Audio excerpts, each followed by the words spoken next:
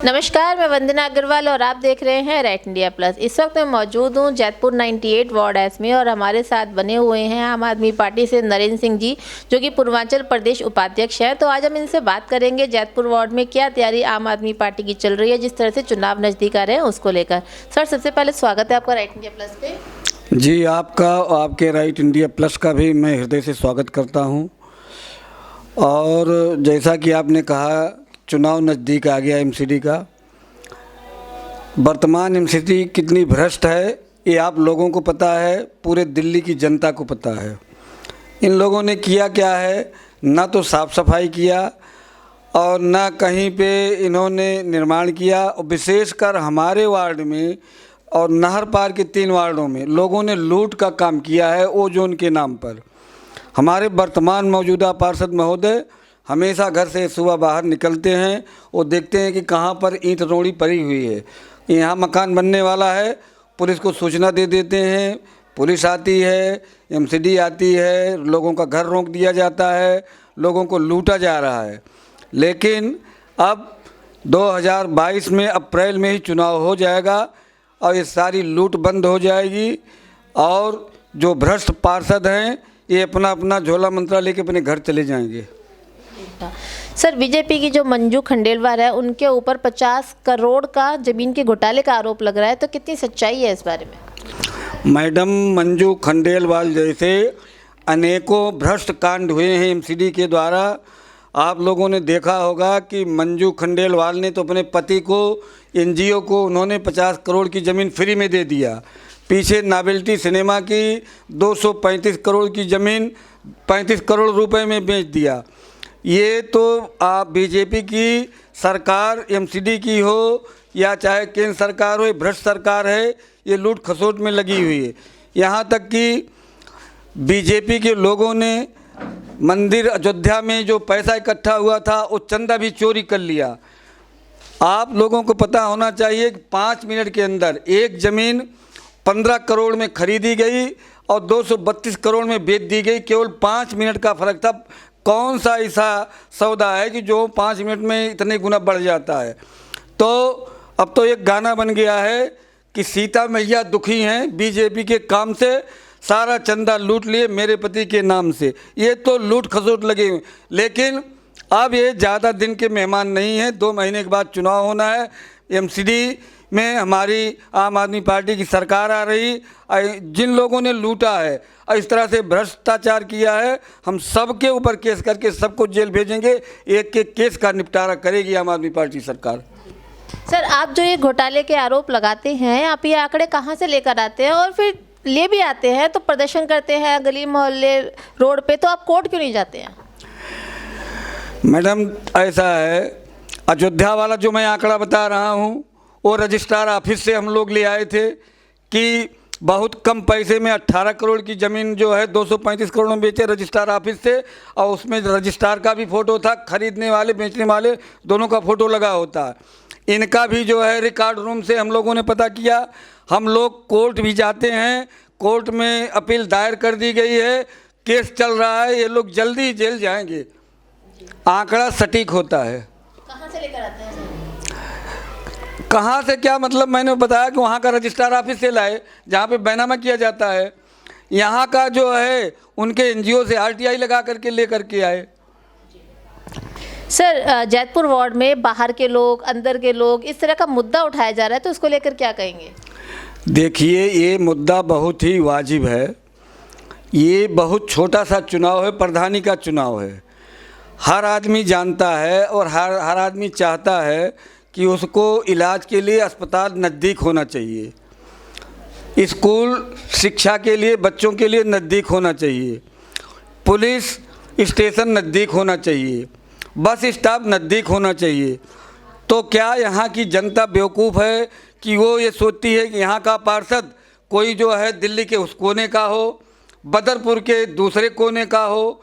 जो व्यक्ति यहाँ पर 25 साल से रह रहा है, लोगों की सेवा कर रहा है, लोगों के दुख दर्द में शामिल हो रहा है, लोगों की खुशी में गमी में सबके साथ रह रहा है। कोरोना में जैसे हम जैसे लोगों ने लाखों रुपए का राशन गरीबों को बांटा, उस समय ये लोग कहाँ थे जो आज आकर के अपना दावा ठोक रहे हैं? कोई बिलाय से चला आता है और कहता वार्ड 98 से ही लड़ना है, उसका कोई हक बनता है?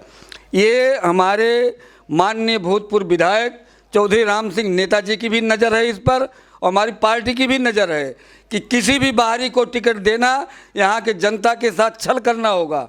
और अगर गलती से ऐसा हुआ तो हम भी क्षेत्र में जाते हैं, जनता कहती है अगर हमारे साथ ऐसा हुआ तो हम अपना वोट जो है किसी दूसरी पार्टी को दे देंगे।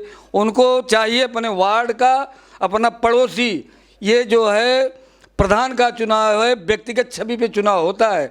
लोग जिसके पास आसानी से पहुंच जाएं, आधी रात को भी जाके उसका दरवाज़ा खटखटा के अपनी समस्या बताएं, उनकी समस्या का हल हो जाए, उस तरह का चुनाव है। तो लोग लोकल को ही पसंद करेंगे, बाहरी को कोई पसंद नहीं करता, और कहीं भी नहीं करेगा। दिल्ली में ही नहीं, वार्ड 98 के अलावा दिल्ली में भी कहीं कोई पसंद नहीं करेगा बाहरी कैंडिडेट को। सर, महिला सीट हो गई, जैसे कि बहुत एक अच्छा खासा फेरबदल चुनाव आयोग द्वारा किया गया है, तो महिला सीट होने के बावजूद भी अनेक उम्मीदवार अपना अपना दावा ठोक रहे हैं। सीट एक है, उम्मीदवार अनेक है, क्या कहेंगे? देखिए, पहले भी सीट एक ही थी, उम्मीदवार अनेक थे। पार्टी उसमें से छांटेगी कि कौन उम्मीदवार ठीक है, कौन उम्मीदवार काम कर सकता है, कौन उम्मीदवार जनता की कसौटी पर खरा उतर सकता है, किस उम्मीदवार के गार्जियन ने या उस उम्मीदवार ने क्या काम किया है, कौन उम्मीदवार कितना पढ़ा लिखा है, कौन उम्मीदवार के पास क्या जज्बा है, वो वार्ड की लोगों की भलाई कैसे कर सकता है। सारी चीज़ों को देखते हुए पार्टी इस पे अपना फैसला लेगी और उचित कैंडिडेट को ही टिकट देगी। सर, संसद में मोदी जी ने केजरीवाल सरकार पर जब कोरोना की पहली लहर आई थी तो ये आरोप लगाया था कि केजरीवाल जी ने लाउड स्पीकर पर लोगों से कहा था कि दिल्ली छोड़ के चले जाओ। तो दूसरे राज्यों में जो कोरोना फैला है उसका जिम्मेदार कहीं ना कहीं केजरीवाल सरकार को ठहराया जा रहा है, क्या कहना चाहेंगे आप? आज़ादी के बाद आज तक एक पहले प्रधानमंत्री हुए हैं जो 100% झूठ बोलते हैं, मोदी जी। ऐसा झूठा प्रधानमंत्री हमारे देश में कभी हुआ नहीं, और इनके जो कैबिनेट मंत्री हैं वो इनसे भी ज़्यादा झूठ बोलते हैं। केजरीवाल जी का स्पीच हमारे पास रिकॉर्ड में है, अभी निकालने में लेट होगा, मैं आपको दिखाता। उन्होंने जगह जगह प्रचार करवाया कि हम लोगों को राशन देंगे, लोगों को खाना देंगे, कोई आदमी यहाँ से ना जाए, हम सबकी जिम्मेदारी अपने ऊपर लेते हैं। मैं दिल्ली का बेटा हूँ, मैं किसी को भी भूखा नहीं रहने दूंगा। लेकिन मोदी जैसा झूठा प्रधानमंत्री उनके ऊपर आरोप लगा करके दिल्ली की जनता को, देश की जनता को गुमराह कर रहा। कोरोना लाने के जिम्मेदार केवल मोदी हैं। डोनाल्ड ट्रंप जब आए थे ओनली 1 केस था इंडिया में, लेकिन उन्होंने नमस्ते ट्रंप करके पूरे देश में कोरोना फैला दिया। उसके बाद बंगाल का चुनाव हुआ, उन्होंने जो है पूरे देश से ले जा कर के वहाँ पर भीड़ एकत्रित किया, दिखाने के लिए कि 5 लाख की भीड़, 1 लाख की भीड़ है, 2 लाख की भीड़ है, पूरे देश में कोरोना फैला करके। ये तो ऐसे मनहूस लोग हैं, इन्होंने कहा था कि सपा की सरकार यूपी में कब्रिस्तान बनाती है, हम शमशान बनाएंगे। इन लोगों ने पूरे गांव-गांव में शमशान बना दिया इस बार में। इतने झूठे व्यक्ति इनके यहाँ एक मोटा भाई है अमित शाह गृह मंत्री, वो झूठ बोलते हैं संसद में जाकर के कि हमारा तो जाटों से 650 साल का पुराना रिश्ता है। मैं आपसे पूछता हूँ, आपके चैनल से पूछता हूँ, अमित शाह से पूछता हूँ, क्या बीजेपी की पार्टी 650 साल पुरानी है?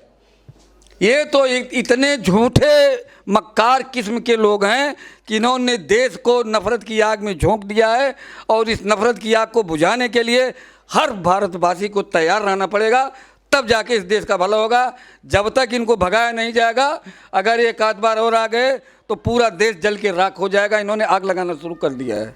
सर, मोदी जी का तो ये भी आरोप है कि केजरीवाल सरकार ने लोगों को बसों के साथ फिर ले जाया गया और आधे रास्ते भटकने के लिए छोड़ दिया। मैं तो आपसे बार बार कह रहा हूँ कि ये हमेशा झूठी बात करते हैं। जब इन्होंने, केजरीवाल जी ने लोगों को मना किया, लोगों को गारंटी दिया, उसके बाद जो है लोग जाने लगे, तो उनके जाने का इंतजाम तो करना चाहिए कि नहीं करना चाहिए, उनको इसे छोड़ देना चाहिए।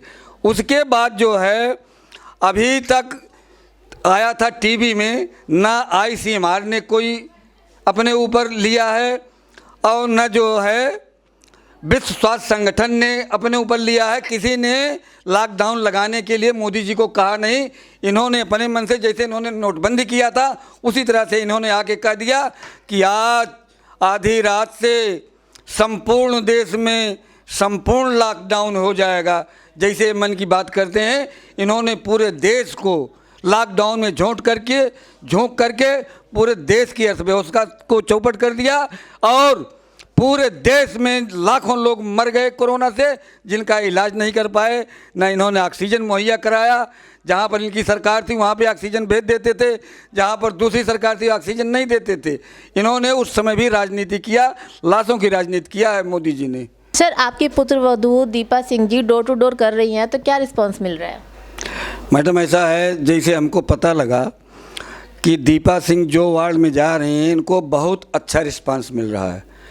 लोग फूल मालाओं से इनका स्वागत कर रहे हैं, लोग धार्मिक पुस्तकें दे रहे हैं, लोग इनको खुद भी गाइड कर रहे हैं कि बेटी आओ। हम लोग तो जानते थे कि यहाँ से कोई अन्य प्रकार का महिला आएगी जिससे हमारा क्षेत्र खराब हो जाएगा, लेकिन आपके आने से हम लोग बहुत खुशी हैं। हमारे क्षेत्र का परम सौभाग्य है कि आप जैसी महिला हमारे क्षेत्र में लड़ाई में उतरी है। हम लोगों का कल्याण होगा। बहुत अच्छा रिस्पांस मिल रहा है।